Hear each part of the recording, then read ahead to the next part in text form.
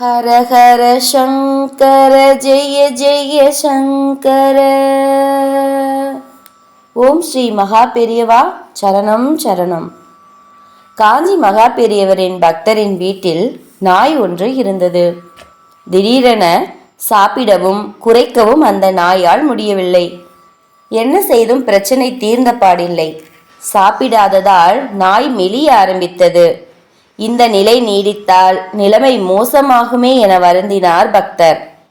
ஏதாவது செய்ய வேண்டும் என தீர்மானித்தார். காஞ்சி மகா பெரியவரின் திருவுருவ படத்தை எதேச்சையாக பார்த்தார். மனதிற்குள் குருவருளால் எல்லாம் சரியாகும் என்ற நம்பிக்கை ஏற்பட்டது. நாயை காரில் ஏற்றிக்கொண்டு காஞ்சிபுரம் மடத்திற்கே புறப்பட்டார். அன்று கைங்கரியம் செய்து கொண்டிருந்த தொண்டர் ஒருவரிடம் விஷயத்தை சொல்ல அவர் சுவாமிகளிடம் தெரிவித்தார். நாயுடன் மடத்திற்குள் வந்தால் பலருக்கும் சிரமமாக இருக்கும். நாய் இருக்கும் இடத்துக்கு நான் வரேன் என்றார் மகா பெரியவர். அங்கிருந்த பக்தர்களும் சுவாமிகளை பின்தொடர்ந்தனர். மடத்து வாசலில் நின்ற காரின் கதவை திறந்தார் பக்தர்.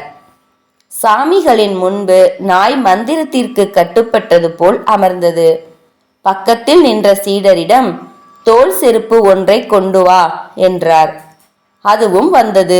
அதை நாயின் ஒரு பக்கமாக வைக்கச் சொன்ன மகா பெரியவர் கிண்ணம் நிறைய பால் கொண்டு வா என்றார். அதுவும் நாயின் முன் வைக்கப்பட்டது. அப்போது நாயை பார்த்து சாப்பிடு என ஜாடை காட்டியபடி உன்னிப்பாக பார்த்தார். சுவாமிகளின் அருட்பார்வையால் துவண்டு கிடந்த நாய் மெல்ல பாலை குடித்தது. ஓரிரு நிமிடம் கழிந்ததும் வள் வள் என குறைக்கவும் செய்தது. பாலை சாப்பிட்டதோடு நாய் குறைக்கவும் செய்வதைக் கண்ட பக்தர் மகிழ்ச்சியில் குதித்தார்.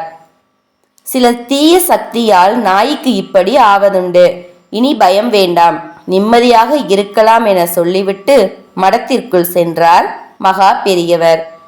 நாயை குணப்படுத்தும் முறையை மகா பெரியவர் எங்கு கற்றார் என்பது காஞ்சி காமாட்சிக்கே வெளிச்சம். ஹர ஹர சங்கர ஜெய ஜெய சங்கர. ஓம் ஸ்ரீ மகா பெரியவா சரணம் சரணம்.